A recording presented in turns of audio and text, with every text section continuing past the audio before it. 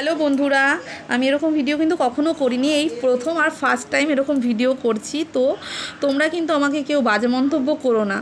আমি একটা মানুষকে ইউটিউবে দেখতাম, ইউটিউব, ইনস্টাগ্রাম, ফেসবুক, সোশ্যাল মিডিয়ায় দেখতাম, তো ভালো লাগতো আমার বেশ। এবার তার সূত্র থেকেই তার তার আপন মানুষ, তার কাছের মানুষ, দূরের মানুষ সবার ভিডিও মোটামুটি আমার সামনে আসা শুরু করলো। তো আস্তে আস্তে জানতে পারলাম যে ব্যাপারটা খুব জটিল। তো বহুদিন ধরে দেখে আসছি, কিন্তু আজ থেকে না, আমি বহুদিন ধরে এই ভিডিওগুলো দেখছি অল্প বিস্তর। তো অনেকের অনেক মন্তব্য দেখি, পুরোটা না দেখলেও কিছু কিছু দেখি, কিছু কিছু শুনি। তো সেই মেয়েটা, আমি নাম বলছি, আগেই বলে দিচ্ছি, তুমি আমার ভিডিও দেখলে প্লিজ কিছু মনে করো না। আমি তোমার ফরেও নেই বা অন্যের কোনো ফরেও নেই, আমার নিজের থেকে ব্যক্তিগত জীবন থেকে আমার মনে হলো ভিডিওটা শেয়ার করি, তোমরা তাই বারবার বলছি কেউ কিছু মনে করো না। রিমি বলে একটা মেয়ের ভিডিও আমি দেখতাম। সো রিমি বিয়ে হয়, চলে যায়, রিমি বাজে, রিমি ছোট ড্রেস পরে, আর যার সাথে বিয়ে হয় সে হচ্ছে প্রীতম। তার জীবনে একজন ছিল, তো আমি তার নাম নিতে চাইছি না। সে মেয়েটাও ভালো কি খারাপ, এই তিনজন মানুষই ভালো বা খারাপ আমি কিন্তু জানি না, আমি তাদের ভিডিও দেখেই বলছি। তো রিমির সাথে বিয়ে হয় প্রীতমের, আমার না বেশ ভালো লাগে ওদের, প্রথম জীবনে প্রীতমের কি হয়েছিল কি হয়নি তা দেখে আমার লাভ নেই। তো সেকেন্ডে রিমি বিয়ে হয়, আমি প্রথম রিমির ভিডিওই দেখি, সত্যি মেয়েটাকে আমার ভালো লাগে। তো এবার সবাই হয়তো বলবে আমি রিমির ফরে, না আমি রিমির ফরে নই, কারণ আমার অত সময় নেই যে রিমিকে নিয়ে বসে থাকবো বা প্রীতমকে নিয়ে বসে থাকবো বা অন্য কাউকে নিয়ে বসে থাকবো। আমার একটা ছোট্ট বাচ্চা আছে, তাকে নিয়ে আমার দিন কেটে যায়। আমি নিজে ভিডিও তো করিই না খুব একটা, এই রিসেন্ট 1-2 মাস করা শুরু করেছি, আর আগে ওদের ভিডিও দেখতাম, এটাই যা। তো মেন কথা হলো অনেক ক্যাচাল, অনেক গণ্ডগোল, রিমির হসপিটাল ভর্তি হওয়া, অনেক কিছু মোটামুটি টুকটাক দেখেছি। রিমি বাজে এই করেছে, সে করেছে, হ্যানা করেছে, ত্যানা করেছে। এর মধ্যে দিয়েও রিমি শ্বশুরবাড়ি তো ত্যাগ করেছে, একবার না দুবার হয়তো করেছে। তো লাস্ট এই রিমি আবার রিসেন্ট এই আজকাল পশু এরকম কিছু একটা প্রীতমের বাড়ি এসেছে। আমি কিন্তু সেটাও জানি না কখন এসেছে, কী বৃত্তান্ত, আমি পুরো ভিডিওটা দেখিনি, বারবার বলছি। তো এখন যেহেতু প্রীতম ইচ্ছায় বা অনিচ্ছায় মেনে নিক বা না নিক, যেহেতু প্রীতমের বাড়িতে চলে এসেছে, সুতরাং আমি প্রীতমের উদ্দেশ্যে একটা কথাই বলবো, দুনিয়ায় যে যাই বলুক, তুমি যদি তাকে মেনে নিয়ে ঘরে উঠিয়ে থাকো, আমার মনে হয় তোমার তার সাথে সংসার করাটা উচিত, তাকে ভালোবাসা উচিত। দেখো না আর একটা সুযোগ দিয়ে কি করে সে, নিশ্চয়ই ভালোও হতে পারে। মানুষ না, কিছু মানুষের এই জায়গা থেকে আমি বুঝতে পারি যে একটা বয়স আছে, যখন মানুষ শুধরে গেলে না পরে সব কিছু মানিয়ে নেয়। তো রিমি কিন্তু খুব ছোট মেয়ে, আমার মনে হয় তুমিও ছোট, প্রীতমও ছোট, রিমিও ছোট। এই বয়সগুলো যখন ও পার করে দেবে না, তখন ও হয়তো ভালো হয়ে যাবে পুরোপুরি। আর এই যে ও যখন এসে গেছে তোমার লাইফে, আমার মনে হয় তোমাকেও সাদরে গ্রহণ করা উচিত, ওকে সম্পূর্ণ ভালোবাসা দিয়ে রেখে দেওয়া উচিত, ওর কথা শোনা উচিত। হ্যাঁ, ও সবাই বলে, অনেকে বলে মেন্টাল, অনেক কথা, আমি অত সত্যিই জানি না, কিন্তু ওই কিছু কিছু শব্দের থেকেই আমি বলছি। এখন ও চলে এসেছে তোমার জীবনে, আমার মনে হয় ওকে নিয়ে থাকা উচিত। আর পুরনো জিনিস ভোলা সম্ভব নয়, তুমি সব কিছুই করো, কিন্তু এই মেয়েটাকে প্রায়োরিটি দিয়ে করো। আর বাকিদের উদ্দেশ্যে আমি একটা কথা বলবো, এই যে তোমার প্রীতম কোনো ভিডিও ছাড়লে সেখানে অজস্র কমেন্ট আসে, অজস্র কমেন্ট। সেই কমেন্টে কেউ বলছে শেষ, কেউ বলছে ভাই এটা কেন করলি, কেউ বলছে দাদা ওটা কেন করলে, এটা শেষ, আবার কেউ বলছে তোমাকে আরেকজনের সাথে দেখতে চাই। আচ্ছা, এতগুলো মানুষ এরকম বলে কী করে, আমি প্রথম কথা বুঝতেই পারি না। সত্যি আমি এই মানুষগুলোর কমেন্ট দেখে আমি বুঝি, ইউটিউব, এই সোশ্যাল মিডিয়াতে মানুষ কেউ ভালো থাকুক বা কেউ খারাপ থাকুক, এটা নিয়েই সব থেকে চর্চিত বিষয়। এত কমেন্ট পাস করে, কেউ বলে না হবেই, লড়ো, পারবা, থাকবা, এইসব কিছু বলে না। পারবি না, হবে না, একজন এসেছে আর একজনের সাথে দেখতে চাই, এইসব কেন তোমরা একবার বলতে পারছো না? যখন প্রীতম ঘরে তাকে তুলে নিয়েছে, তো সুতরাং তো তোমার মনে হয় তোমাদের সববার বলা উচিত, প্রীতম দেখ কি হয়, ভগবান কি করে। ভগবান বলেও তো একটা বিষয় আছে, আমরাই তো ভগবান মনে করতে পারি না। হয়তো আমি বলছি প্রীতম তুই থাকিস না রিমির সাথে, রিমিকে বার করে দে, বা রিমির সাথে দেখতে চাই না, আমি অন্যের সাথে দেখতে চাই, এটা তোমার বলা উচিত না। আমি নিজের ব্যক্তিগত জীবন থেকে বলছি, সে তাকে তার বাড়িতে হাজার খারাপত্ব সত্ত্বেও সে যখন তুলে ফেলেছে, এক ডিভোর্স হয়ে গেলে পুরোপুরি সম্পূর্ণ আলাদা কথা ছিল, কিন্তু সে যখন ঘরে নিয়ে নিয়েছে, সুতরাং তোমাদের এই বাজে কমেন্টগুলো করা উচিত না আমি মনে করি। আর তোমরা প্লিজ আমাকে আবার বাজে কথা বলতে এসো না। আমি তোমাদের এই বাজে কমেন্টগুলো দেখি বলে আমার খুব খারাপ লাগে। মানুষের আমার মনে হয় সে খারাপ হোক ভালো হোক, রিমি দেখো এত যুদ্ধ জুলুম ঝগড়া ঝামেলা করেও আবার কিন্তু এসে ছাড়লই, এটাও কিন্তু একটা চ্যালেঞ্জ আমি মনে করি।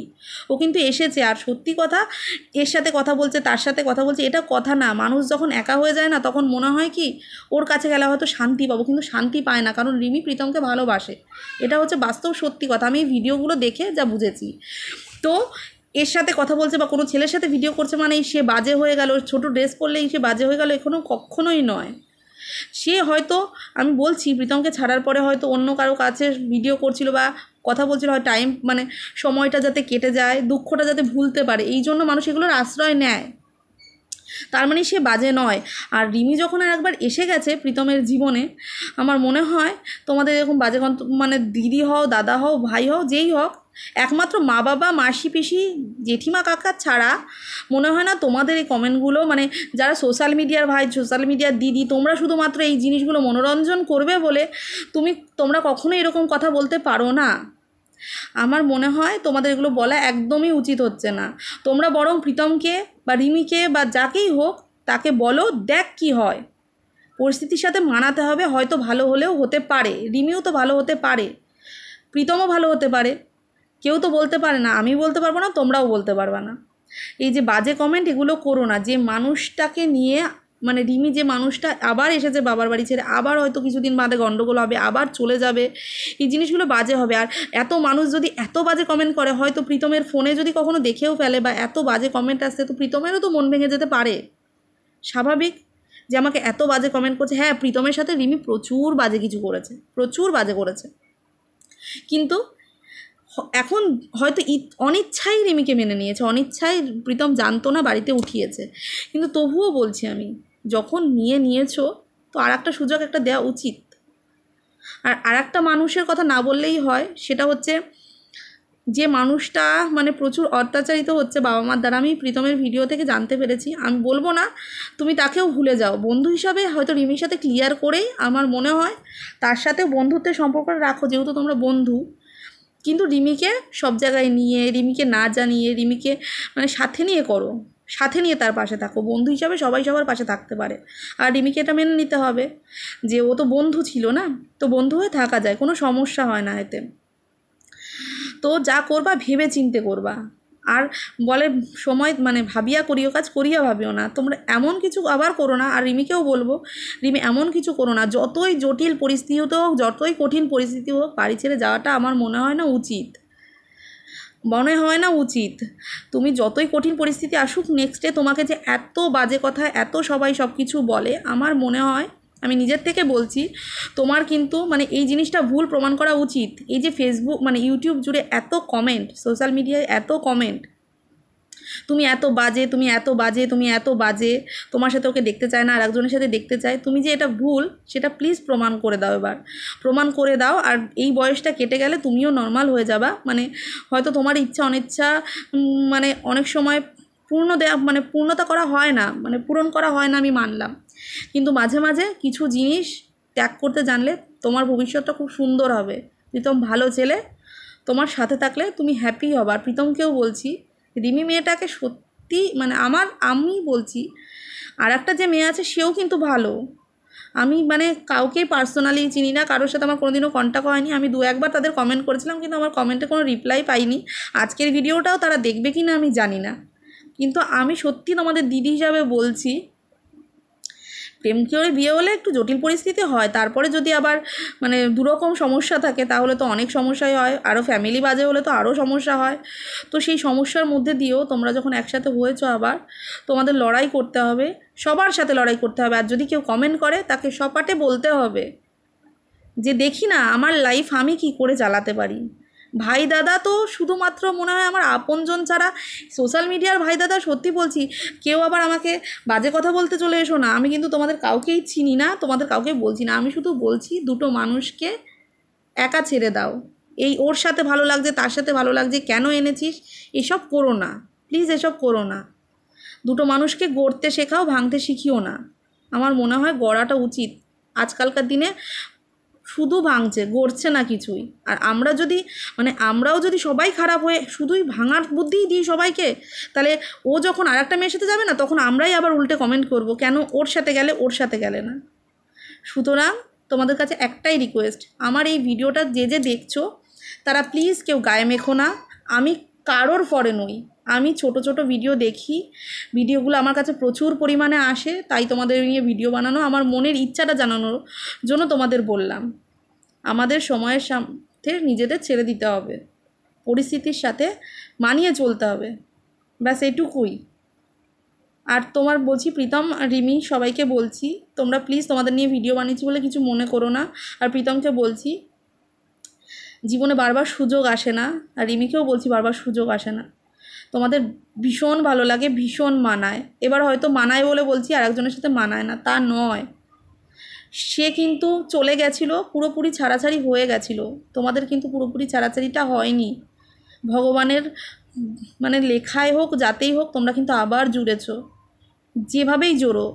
মানুষ জানো তো শত্রুর সাথে থাকতে থাকতেও ভালোবাসা হয়ে যায়, আর তোমাদের মধ্যে তো কোনো একটা সময় সত্যি ভালোবাসা হয়েছিল না, সেই ভালোবাসাটা আবার ফিরে আসবে।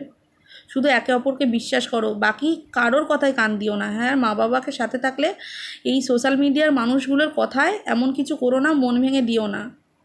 তোমরা একসাথে থাকো, ভালো থাকো। আর পাশে যে মেয়েটা কষ্ট পাচ্ছে তার পাশে তোমরা দুজনেই বন্ধু হয়ে দাঁড়াও, তোমাদের জীবনটা সুন্দর হবে, ভালো হবে। আর আমার কথা প্লিজ কেউ গায়ে মেখো না। এই ভিডিওটা আমি শুধুমাত্র দুটো মানুষ যাতে ভালো থাকে তার জন্য করলাম। তো আজকের ভিডিওটা এই পর্যন্তই। আমি এরকম ভিডিও আর কখনোই বানাবো না, আমার খুব মনের ইচ্ছা ছিল বলার, তাই আমি বললাম। টাটা বন্ধুরা।